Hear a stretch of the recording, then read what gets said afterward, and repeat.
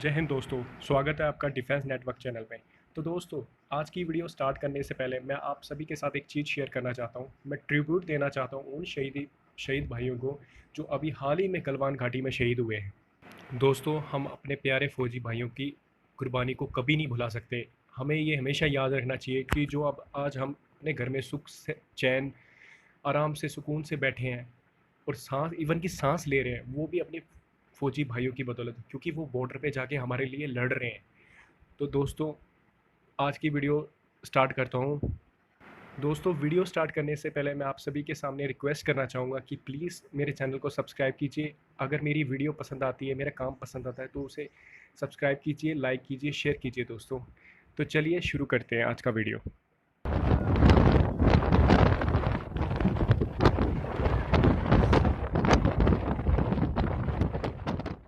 दोस्तों, गलवान घाटी में हमारे जवानों ने चाइना का यानी पीएलए पीपल लिबरेशन आर्मी का वो हाल किया है कि वो कई सालों तक याद रखेगा। कम्युनिस्ट पार्टी को भी यकीन नहीं आ रहा कि हमारा इंडिया ऐसा हाल कर सकता है।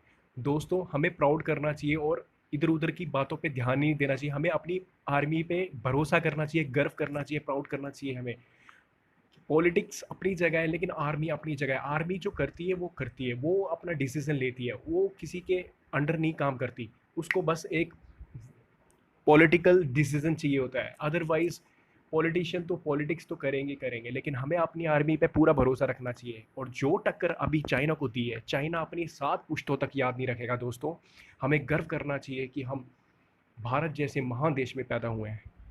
दोस्तों, हाल ही में चाइना ने 1996 में हुए भारत चाइना समझौतों को खारिज किया, उसको तोड़ा है, उसका उल्लंघन किया है। और दोस्तों, वहाँ पर गलवान घाटी में चाइना की आर्मी को, पीपल लिबरेशन आर्मी को बहुत नुकसान हुआ है दोस्तों। ये तो आपको सभी को पता लग ही गया होगा। और जो गलवान में चाइना के साथ हुआ, उसी के परिणाम स्वरूप चाइना ने कई मीटिंगें बिठाई। हाल ही में चाइना की विदेश मंत्री ने इमरजेंसी बैठक बुलाई और उसमें भारत के सुरक्षा सलाहकार अजीत डोभाल जी को बुलाया गया। दोस्तों, अभी इंडिया से मार खाई ही चाइना ने कि चाइना के बुरे दिन फिर से शुरू हो गए। दोस्तों, सारी दुनिया को चाइना का पता लग गया है कि हाथी के दांत दिखाने के कुछ और खाने के कुछ और हैं। दोस्तों, अमेरिका ने एक हाइब्रिड वॉर छेड़ दिया है। सभी बड़े बड़े देश, ब्रिटेन, फ्रांस, यूएसए, ऑस्ट्रेलिया जैसे कई, जापान जैसे देश सारे भारत के साथ हो गए, एक साथ हो गए। यहाँ तक कि अमेरिका के प्रधानमंत्री ने ये तक कह दिया कि हम भारत का पूरा पूरा सहयोग करेंगे, वो चाइना के साथ अपना जो भी मसला है वो जारी रखे। लेकिन दोस्तों, चाइना की एक ना चली और चाइना अब अपने ही जाल में फंस चुका है।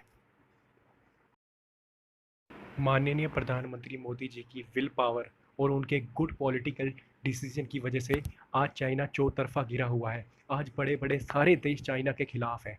चाइना अपने पाप छुपाना चाहता था गलवान करके, लेकिन दोस्तों, अगली अपडेट ये है कि रशिया के राष्ट्रपति व्लादिमीर पुतिन, हाल ही में इनका कार्यकाल बढ़कर 2036 तक हो गया दोस्तों। और ये अपने आप में बहुत बड़ी बात है और भारत के लिए खुशखबरी भी है, क्योंकि हाल ही में रशिया और भारत के रिश्ते बहुत ही अच्छे हैं। भारत और रशिया के बीच काफ़ी डिफेंस डील हुई हैं, जैसे S-400 डिफेंस डील, और बाकी और भी बहुत सारी डिफेंस डील हुई है। ब्रह्मोस पे काम हो रहा है। तो दोस्तों, T-90 टैंक्स के पार्ट्स ला रहे हैं, इस पे भी बहुत ज़्यादा।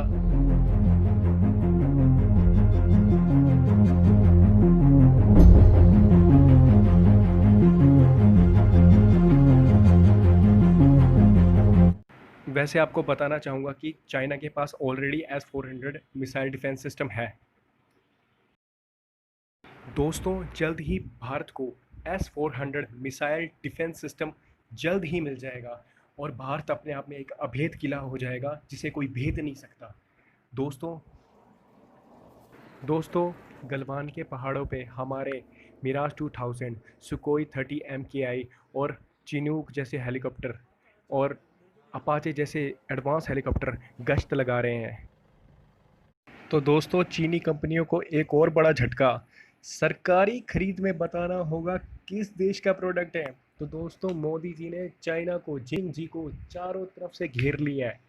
अब चाइना क्या करेगा? इंडिया में हर तरफ बाइकआउट चाइना चल रहा है। 59 से ज़्यादा ऐप्स बैन हो चुकी हैं। दोस्तों अगली अपडेट ये है कि अमेरिका के मंत्री माइक पोम्पियो का बयान आया है कि चीन की आक्रामक कार्रवाई का भारत ने बेहतरीन तरीके से जवाब दिया है। तो दोस्तों ये अपने आप में बहुत बड़ी बात है कि अमेरिका के मिनिस्टर इतनी बड़ी बात बोल रहे हैं। ये एक नया भारत है, ये न्यू इंडिया है, ये पुराना 1962 का भारत नहीं है। दोस्तों अगली डिफेंस न्यूज़ ये है कि आपको जानकर बहुत खुशी होगी कि ब्रह्मोस मिसाइल जिसकी रेंज 290 किलोमीटर होती थी, उसकी रेंज 290 किलोमीटर से बढ़कर 500 किलोमीटर हो गई है। दोस्तों ये अपने आप में बहुत अच्छी, बहुत बड़ी अचीवमेंट है भारत के लिए। दोस्तों मैं आपकी जानकारी के लिए बता दूं कि ब्रह्मोस मिसाइल एक सुपरसोनिक क्रूज मिसाइल है जो कि जल, थल, नभ हर तीनों तरफ से लॉन्च की जा सकती है। हाल ही में दोस्तों इसका टेस्ट फायर्ड हुआ है जो सक्सेसफुल हुआ है और इसकी रेंज बताई जा रही है 500 किलोमीटर। दोस्तों ये अपने आप में बहुत बड़ी अचीवमेंट है इंडिया के लिए और इंडिया के दुश्मनों को अब डरना चाहिए।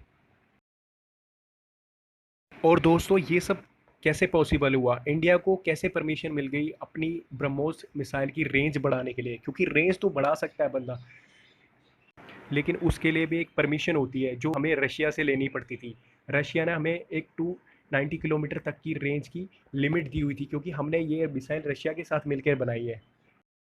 दोस्तों आपको जानकर बहुत बहुत खुशी होगी कि India is now a part of elite missile technology control regime MTCR का एक सदस्य बन चुका है भारत। इस वजह से उसे परमिशन मिल गई है अपनी ब्रह्मोस मिसाइल की रेंज बढ़ाने के लिए। तो दोस्तों ये अपने आप में बहुत बड़ी अचीवमेंट है। दोस्तों हाल ही में ब्रह्मोस मिसाइल का किया हुआ टेस्ट लॉन्च है ये। तो आप देख सकते हैं कि ब्रह्मोस मिसाइल कितनी super fast supersonic cruise missile है जिसकी स्पीड 2 या 3 मैक तक जाती है।